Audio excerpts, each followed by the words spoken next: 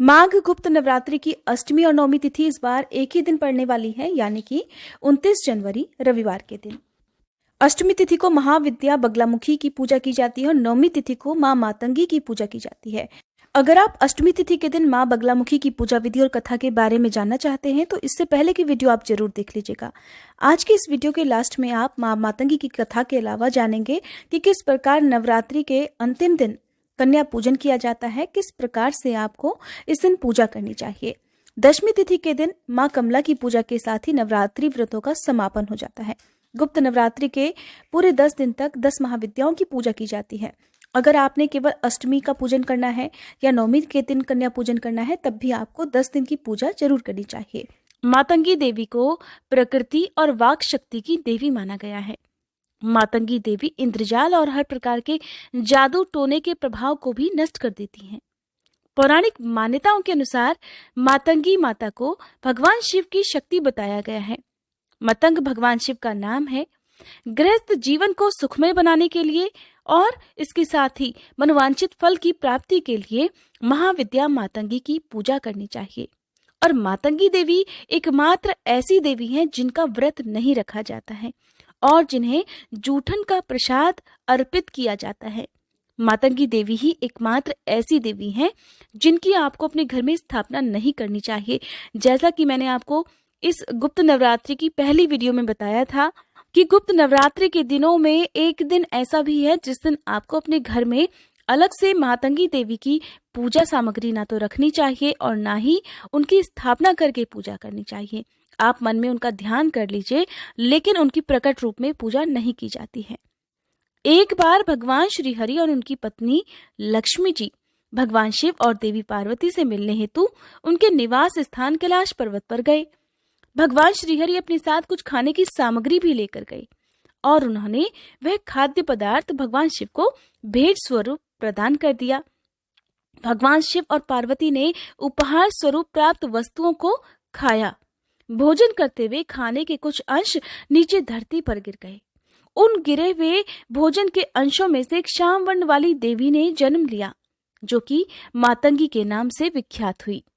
देवी का प्रादुर्भाव क्योंकि धरती पर गिरे हुए उच्छिष्ट भोजन से हुआ था, जिसके परिणाम स्वरूप देवी का संबंध उच्छिष्ट भोजन सामग्रियों से है और इन्हीं वस्तुओं के भोग से देवी की पूजा की जाती है और उन्हें भोग अर्पित किया जाता है। क्योंकि महाविद्या मातंगी का यह स्वरूप माता सरस्वती के समान है, इसलिए इनकी साधना करने से, इनका ध्यान करने से माता सरस्वती की पूजा के समान ही लाभ भी प्राप्त होता है। इससे व्यक्ति की बुद्धि और विद्या का विकास होता है और वाणी भी मधुर बनती है। महाविद्या मातंगी के आशीर्वाद से कला और संगीत के क्षेत्र में उन्नति भी देखने को मिलती है। साथ ही महाविद्या मातंगी की पूजा करने से हर प्रकार के जादू टोने या मोहमाया से भी मुक्ति पाई जा सकती है। अगर किसी के ऊपर कहते हैं कोई जादू टोना कर दिया हो, तो आप महाविद्या मातंगी की पूजा कर, मन ही मन पूजा कर उनसे प्रार्थना कर सकते हैं कि वो आपकी समस्या को दूर करें। महाविद्या मातंगी को उच्छिष्ट चंडालिनी या फिर महापिशाचिनी भी कहा जाता है। महाविद्या मातंगी के विषय में भिन्न भिन्न प्रकार के भेद हैं।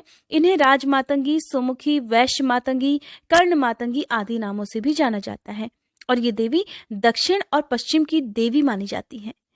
ऐसी भी मान्यता है कि मतंग ऋषि ने अपनी कठिन तपस्या के द्वारा देवी को कन्या रूप में प्राप्त किया था। कहीं कहीं ऐसी भी मान्यता मिलती है कि वन में मतंग ऋषि तपस्या किया करते थे। क्रूर विनाशकारी शक्तियों के दमन के लिए उस स्थान में त्रिपुर सुंदरी के चक्षु से एक तेज निकल पड़ा। तब देवी काली उसी तेज के द्वारा श्यामल रूप धारण करके राज मातंगी के रूप में प्रकट हुई और उन्होंने मतंग ऋषि की रक्षा की।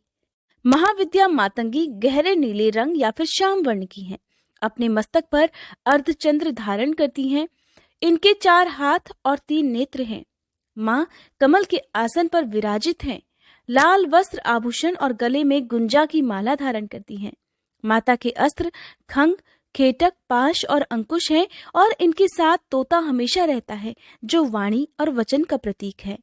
महाविद्या मातंगी के बारे में एक और विशेष बात है कि मातंगी देवी को जब जूठन का भोग लगाया जाता है, तब ऐसा कहते हैं कि जब देवी पार्वती को चंडाल स्त्रियों द्वारा अपनी जूठन का भोग लगाया गया, तब सभी देवगण और भगवान शिव के भूत आदि गण इसका विरोध करने लगे। लेकिन देवी पार्वती ने चंडालिनों की श्रद्धा को देखकर मातंगी का रूप धारण कर उनके द्वारा चढ़ाए गए जूठन को ग्रहण किया। तभी से ऐसी मान्यता चली आ रही है कि मातंगी देवी को जूठन का भोग लगाया जाता है। आज की पूजा मातंगी देवी के कवच के बिना अधूरी मानी जाती है।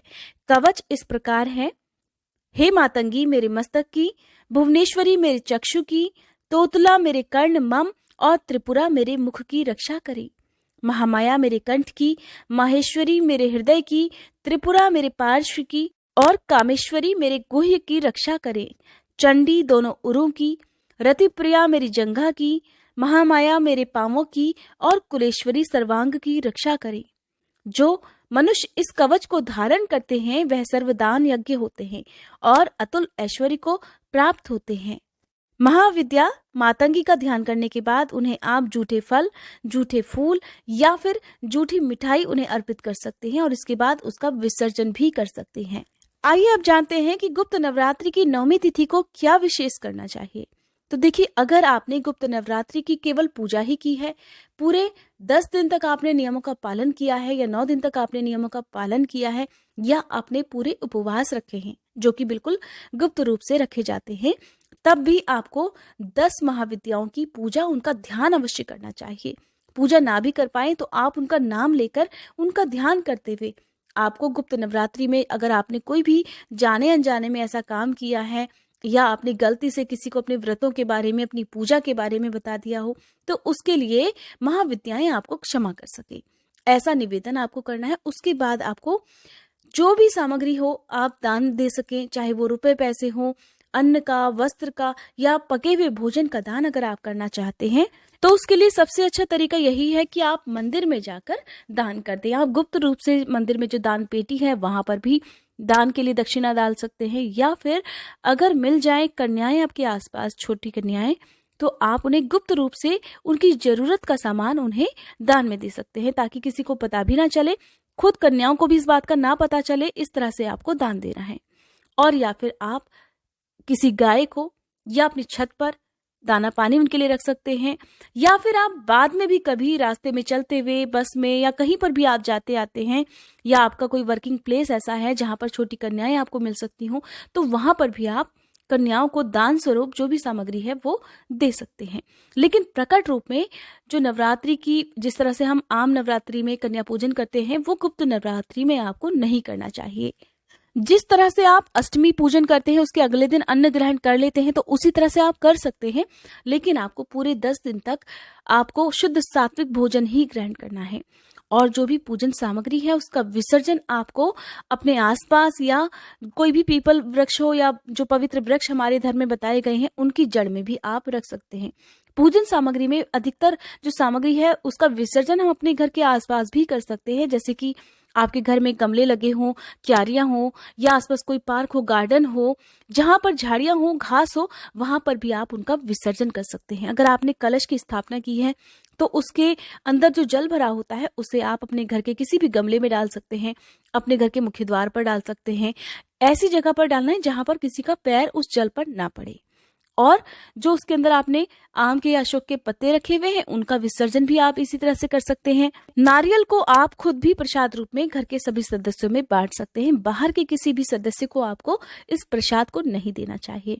अगर आपने माता को श्रृंगार अर्पित किया हुआ है तो श्रृंगार की जो सामग्री है या तो आप किसी सुहागिन महिला को उपहार में दे दें, या फिर अगर आप खुद सुहागिन हैं तो उसका प्रयोग भी आप खुद भी कर सकते हैं। इसके साथ ही जो पूजन सामग्री में अक्षत वगैरह आपने माता को अर्पित किए होंगे तो उन्हें आप चिड़ियों के लिए अपनी छत पर डाल सकते हैं। जिस दिन भी आप कन्या पूजन करना चाहते हैं उस दिन अगर संभव हो तो छोटी कन्याओं के पैर छूकर उनका आशीर्वाद जरूर लें। और इस दिन माता के मंदिर में जाकर माता के दर्शन करना भी बड़ा शुभ माना जाता है। संभव हो तो माता के मंदिर में आज के दिन दीपदान करना चाहिए।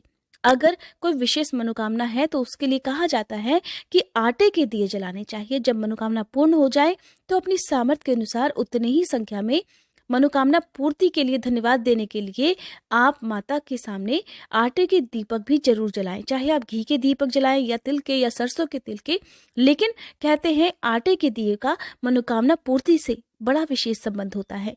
गुप्त नवरात्रि के 10वें दिन 10वीं महाविद्या मां कमला की पूजा के साथ ही नवरात्रि व्रत समाप्त हो जाते हैं।